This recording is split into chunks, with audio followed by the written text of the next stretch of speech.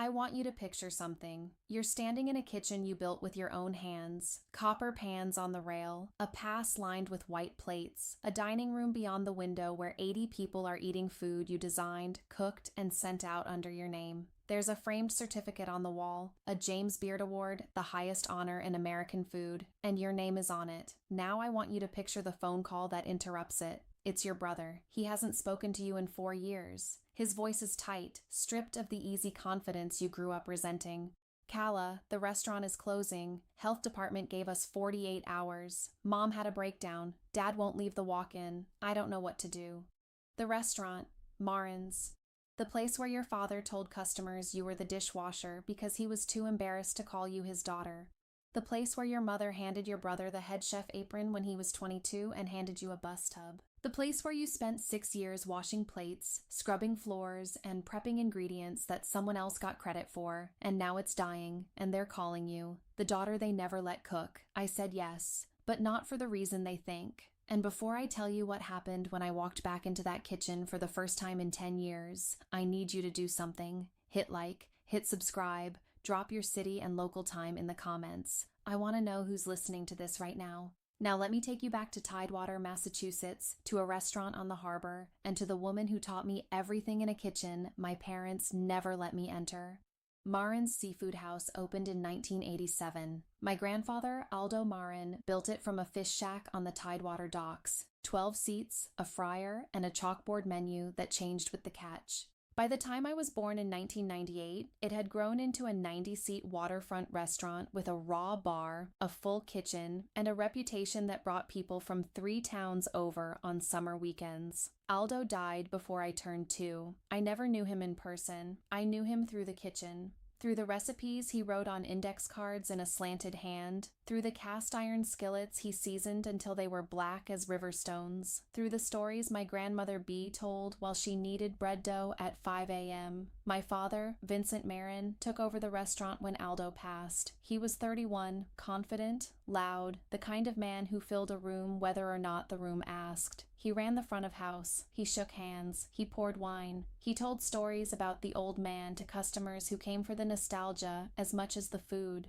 My mother, Donna, managed the books and the staff. She was organized, precise, and devoted to the idea that the Marin family was Tidewater's first family of food. She cared about the restaurant the way some people care about a reputation, fiercely, protectively, and with an awareness that it only worked if everyone played their part. My older brother Nico was the heir. That was decided before he could hold a spatula. From the time he was 15, Nico worked the line alongside the kitchen staff. He was given a station at 16, the grill at 18, and the title of head chef at 22. Nico was competent. Let me be clear about that. He could cook. He could execute a menu. He could manage a Saturday night service without burning the place down. But Nico cooked the way people follow GPS, turn by turn, no detours, no instinct. He reproduced. He didn't create. I was never given a station. From the time I was 12 years old, I worked at Marin's every Friday and Saturday night and every Sunday brunch. My job was dishes, bussing tables, mopping the walk-in at the end of shift, carrying 50-pound bags of ice from the storage shed. When I asked to learn the line, the actual cooking, my father laughed, not a cruel laugh, the dismissive kind, the kind that sounds like affection but functions as a wall. Kala, you're not built for the line. It's hot, it's fast, it's pressure. Nico's got the touch. You help us out back here, and we all eat. That's how families work. Back here, out back, the dish pit, the supply closet, the places the customers never saw. When a regular once asked Vincent, "Who's the girl in the back?" he said, "Oh, that's just our helper. She pitches in on weekends." Not my daughter, not Kala, just the help. I was 14. I was standing 3 feet away. I heard every word. He knew I heard. He didn't correct himself. If someone in your family ever made you invisible in public, I want you to drop a comment below and stay with me, because the woman who changed everything was already in the kitchen. My father just didn't know it. My grandmother, B. Marin, lived in a cottage behind the restaurant, a salt-weathered two-bedroom with a kitchen that was bigger than the living room. Aldo built it that way on purpose. A house is for sleeping, he used to say, according to B. A kitchen is for living. Every morning before school, I walked through B's back door. She'd be at the counter already, flour on her apron, radio tuned to the oldies station, a pot of something simmering on the back burner that she'd started at 4 a.m. B didn't ask me to learn, she just handed me a knife and said, "Dice those onions, smaller, smaller. Crying is fine, the onions don't care, and neither do I." She taught me the way Aldo taught her, by doing. No recipes at first, just technique. How to hold a knife so the blade becomes an extension of your hand. How to tell when oil is ready by the shimmer. How to taste and adjust, taste and adjust, taste and adjust, until the dish tells you it's done. By 14, I could break down a whole fish in under 2 minutes. By 15, I was making Aldo's cioppino from memory, the one that had built the restaurant's reputation 30 years ago. By 16, I was experimenting, adding miso to the chowder base, curing my own gravlax, infusing brown butter with sea herbs. I foraged from the tide pools behind the dock. B watched all of it with an expression I didn't have a name for then. I do now. Recognition. "You've got the thing," she told me one Saturday morning, tasting a sauce I'd made from roasted tomatoes and smoked paprika. "The thing Aldo had. Your father doesn't have it. Nico doesn't have it. You do. The thing. The conversation between you and the food. Most people follow recipes like they're reading directions. You listen to the ingredients. You let them tell you what they want to become." I didn't tell my parents about B's kitchen, not because it was a secret, because they wouldn't have cared. The family had already cast the roles. Nico was the chef. I was the help. B was the old woman in the cottage who made bread and told stories about the old days. But B was doing something my parents never noticed. She was training me. Methodically, seriously, the way you train someone you expect to carry a tradition. She gave me Aldo's index cards, all 200 of them, handwritten recipes spanning 40 years of cooking. She showed me his notes in the margins, his adjustments, his failures crossed out and reworked. "These are yours," she said, tying them with a rubber band and pressing the stack into my hands. "Not Nico's, not Vincent's, yours." "Why me?" "Because you're the only one in this family who actually tastes the food." She said it simply, like a fact, like gravity. B died the winter I was 17, stroke, quick and total. She was gone before the ambulance reached the cottage. At the funeral, Vincent gave a eulogy about Aldo. He mentioned B's bread. He mentioned her smile. He did not mention that she'd spent 5 years training his daughter in a kitchen he'd never let her enter. That evening, I sat in B's cottage alone. The kitchen was cold, the burners were off, the radio was silent. I held Aldo's recipe cards against my chest and made a decision. I was leaving, not someday, soon. I left on a Wednesday in June, the morning after my 18th birthday. No party. Nico had gotten a surprise party at the restaurant for his 18th. Lobster, champagne, the whole staff singing. I got a card on the kitchen counter signed by both parents. "Happy birthday, Calla. Mom and Dad." $20 inside. I packed a duffel bag. Aldo's recipe cards went in first, wrapped in a dish towel. Clothes, a phone charger, my high school diploma, and $200 in cash I'd saved from tips that customers sometimes slipped me when Vincent wasn't watching. I left a note on the kitchen table. "Going to find my own kitchen. Don't worry about me. Calla," Donna called that afternoon. Not panicked, irritated. "Calla, this is ridiculous. Where are you?" "Bus station in Providence." "Come home. You have a shift on Friday." "I'm not coming back, Mom." "You can't just leave. The restaurant needs you. The restaurant needs me. Not we need you. Not I need you. The restaurant. The place that had used my hands for 6 years and never once asked what they could create. The restaurant will be fine. You've got Nico. Your father is furious. He'll get over it." A pause. Then Donna's voice went cold, controlled. The voice she used when she was about to say something she'd decided was true whether it was or not. "You're not going to survive out there, Calla. You have no training, no degree, no experience. You've been washing dishes. That's not a career. Then I guess you've got nothing to worry about." I hung up. The bus to New York left at 3:15. I watched Providence disappear through a rain-streaked window and I didn't cry. I was too hungry, not for food. For the thing B had shown me was possible, a kitchen where I was allowed to cook. New York City will eat you alive if you let it. I nearly let it. I slept the first 2 nights in a hostel in Brooklyn that charged $40 a night. By day 3, I was applying at every restaurant that had a help wanted sign, which in New York means roughly all of them. I got hired as a prep cook at a ramen shop in the East Village. $14 an hour, 50 hours a week, a kitchen the size of a closet that hit 110 degrees during service. The head chef was a woman named Yuki Tanaka, who ran the line like a general and said fewer words in an 8-hour shift than most people say in a conversation. But she tasted my staff meal one night, a miso braised short rib I'd made with whatever scraps were left in the walk-in, and she stopped chewing, looked at me, looked at the plate, looked at me again. Who taught you this? My grandmother. She was good. She was the best. Yuki promoted me to the line within a month. Within 6 months, I was her sous chef. She taught me discipline, speed, Japanese technique, the philosophy that every ingredient has a peak moment and a cook's only job is to not miss it. After 2 years, Yuki told me I needed to move on.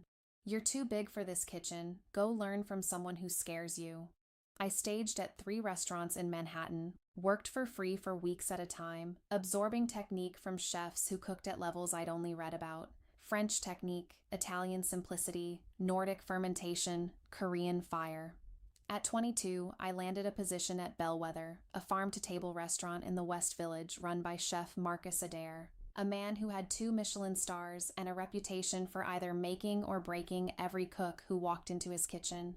Marcus was brutal. He threw plates. He cursed in 3 languages. He once made a line cook redo a sauce 11 times in a single service. Cooks quit monthly. I stayed. Not because I was tougher, because I'd spent 6 years washing dishes while my brother got the apron. Marcus Adair's kitchen, for all its intensity, was the first place where my work was the thing being judged. Not my family name, not my role, my work. After a year, Marcus pulled me aside after a Saturday service. We were the last 2 in the kitchen. The tile floor was still wet from mopping. You're leaving, he said. I am? You're opening your own place. I can see it. You've been developing dishes on your station when you think I'm not watching. I froze. The scallop with the brown butter and the sea herbs. That's not my recipe. That's yours. It's my grandfather's. Modified. It's yours. And it doesn't belong on someone else's menu.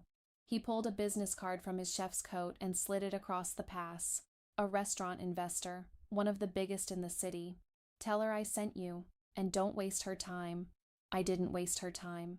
I opened Salt and Line in September, 3 years ago, in a converted warehouse space in Red Hook, Brooklyn. 60 seats, open kitchen, a menu built around coastal New England ingredients prepared with every technique I'd learned in 6 years of climbing through other people's kitchens. The investor, a woman named Helen Park, put up the capital after tasting a 5-course meal I cooked for her in a rented commercial kitchen. She ate in silence. When she finished, she set her fork down and said, "How soon can you open?" The name came from B. A salt line is the mark the tide leaves on the shore, the boundary between what the ocean gives and what it takes back. B used to point to it on our morning walks along the harbor. Everything worth having is right at the edge, she'd say. Where the water meets the land, that's where the flavor lives. Salt and Line was reviewed by the New York Times 4 months after opening.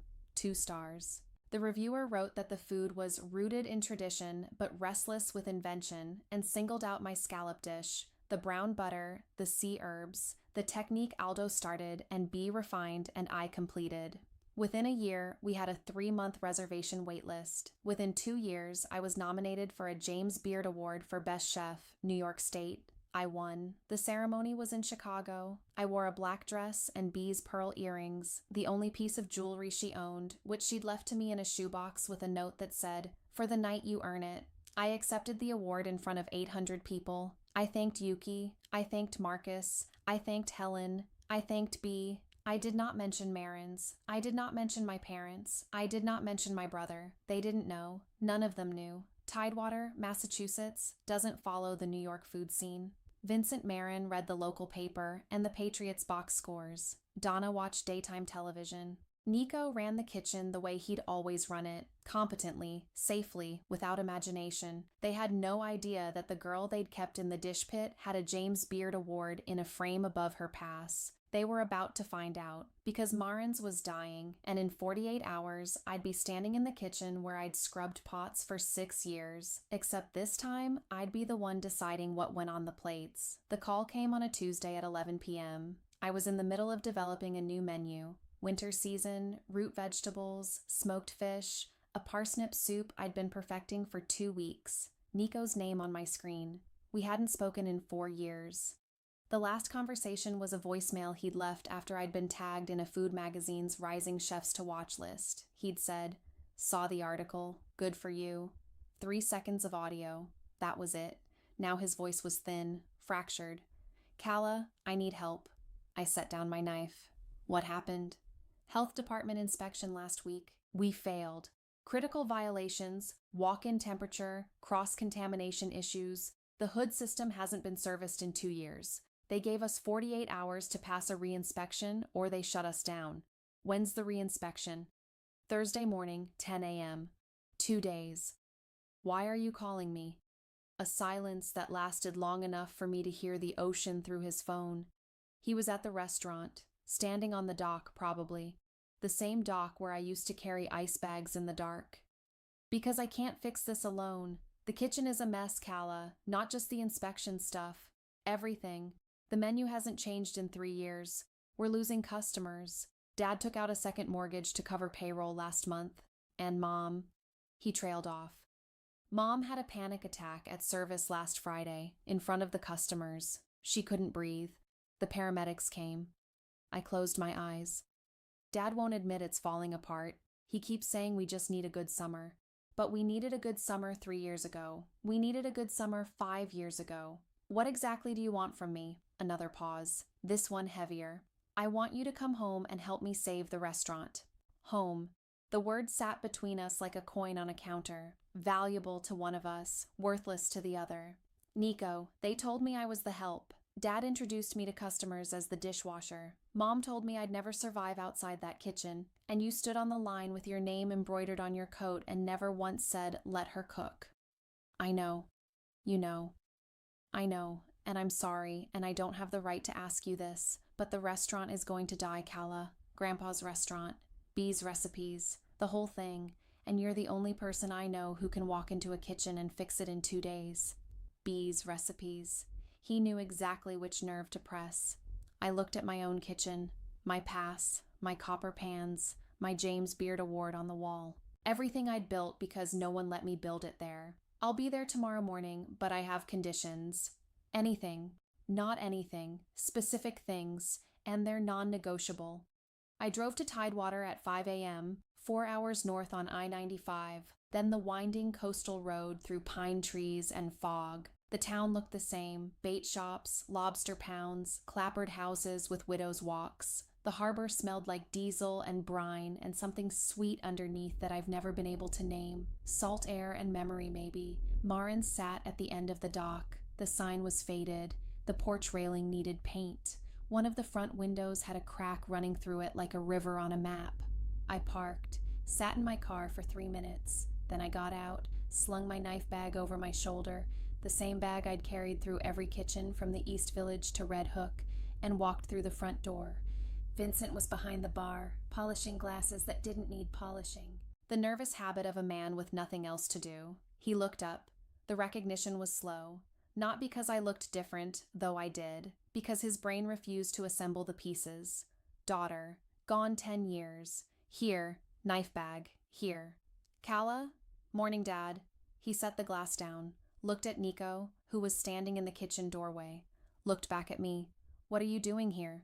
"Nico called me. You're 36 hours from losing this restaurant. I'm here to help."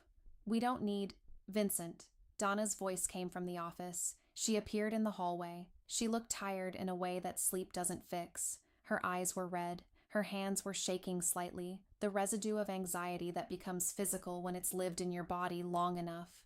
She saw me. Her mouth opened, closed, opened again. "Calla." Just my name, but the way she said it, like a word she'd forgotten she knew. "Hi, Mom." Nobody moved. The 4 of us stood in the dining room of a restaurant my grandfather built, and for 10 seconds the only sound was the harbor bell and the creak of the dock pilings. I broke the silence. I need to see the kitchen, now. The kitchen was worse than Nico described. The walk-in cooler was running at 46 degrees, 5 degrees above safe. The cutting boards were scarred and stained. The hood vents were coated in grease thick enough to be a fire hazard. The dry storage was disorganized. 3 containers had no date labels. The hand washing station was blocked by a stack of sheet pans. I walked the entire space, opening every door, checking every shelf, running my hand along every surface. Nico followed 2 steps behind like a resident trailing and attending. How long has it been like this? I asked. It got bad after we lost 2 cooks last year. I've been running the line with 1 prep cook and a dishwasher. I can't keep up with service and maintenance. And Dad? Dad doesn't come into the kitchen anymore. He stays front of house. He doesn't want to see it. I set my knife bag on the counter, unrolled it. My knives, each one chosen, sharpened, and maintained the way Bee taught me, gleamed under the fluorescent light. Here's what's going to happen, I said. I'm going to fix the critical violations before Thursday's inspection. That means the walk-in gets serviced today, the hood vents get cleaned tonight, every surface gets sanitized, every container gets labeled, and the hand washing station gets cleared. Nico nodded. Then I'm going to redesign the menu. Nico stopped nodding. That's my second condition. The reinspection keeps the doors open. A new menu keeps the customers coming. Your current menu is the same 10 dishes you've been running for 5 years. The food is technically fine and emotionally dead. The chowder tastes like a memory of a better chowder. The cod is overcooked by 2 minutes. The lobster roll has too much mayo and not enough lobster. Nico's jaw tightened. That's Grandpa's menu. No, it's Grandpa's menu as interpreted by someone who never updated it. Grandpa changed his menu every season. He experimented. He listened to the ingredients. You've been running a museum piece. The words landed hard. I watched them hit. I'm not erasing Grandpa's food. I'm evolving it. The way he would have. The way Bee did. The way they taught me. They taught you? I pulled Aldo's recipe cards from my bag. The same stack Bee had given me, 200 cards, handwritten, annotated, some with my own notes added over the last decade. Nico stared at them. He'd never seen them. Bee had given them to me, not to him. Not because she didn't love him, because she knew the difference between someone who could follow a recipe and someone who could hear what the recipe was trying to become. Bee left these to me, I said. Every recipe Grandpa ever wrote. His notes. His adjustments, his failures.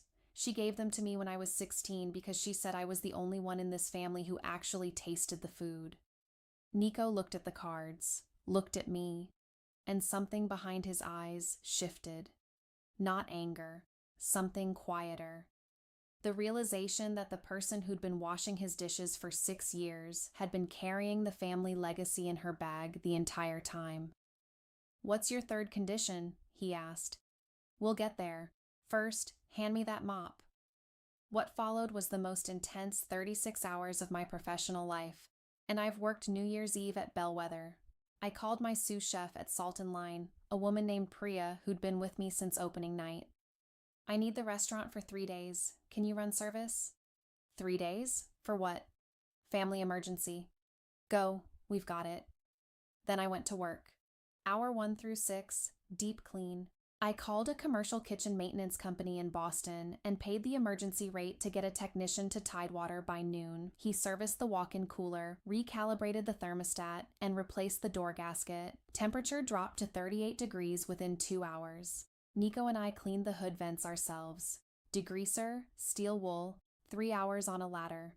By the time we finished, my arms were shaking and the stainless steel was reflecting light for the first time in what looked like years. Hour 6 through 12, organization. I emptied every shelf in dry storage, discarded anything expired, unlabeled, or compromised, reorganized by category, labeled every container with contents and date, cleared the hand washing station, replaced the cracked cutting boards with new ones I'd bought from a restaurant supply store on the drive up. During all of this, Vincent stayed in the dining room. He paced, he polished glasses. He watched me through the pass window with an expression I couldn't read and didn't have time to decode. Once he started to walk into the kitchen. He stopped at the threshold. "You know what you're doing in there?" he said. Half question, half accusation. I was elbow deep in the walk-in, reorganizing proteins by temperature zone. I've been running a kitchen in New York for 3 years, Dad. I know what I'm doing. A kitchen in New York. My kitchen, my restaurant, Salt and Line, Red Hook, Brooklyn. He went quiet. I heard him walk back to the bar. Donna appeared at midnight with sandwiches. She set them on the pass without a word, then stood there watching me work. "You're fast," she said. "I've had good teachers." A pause. "Who?" "B, then a lot of people who weren't you."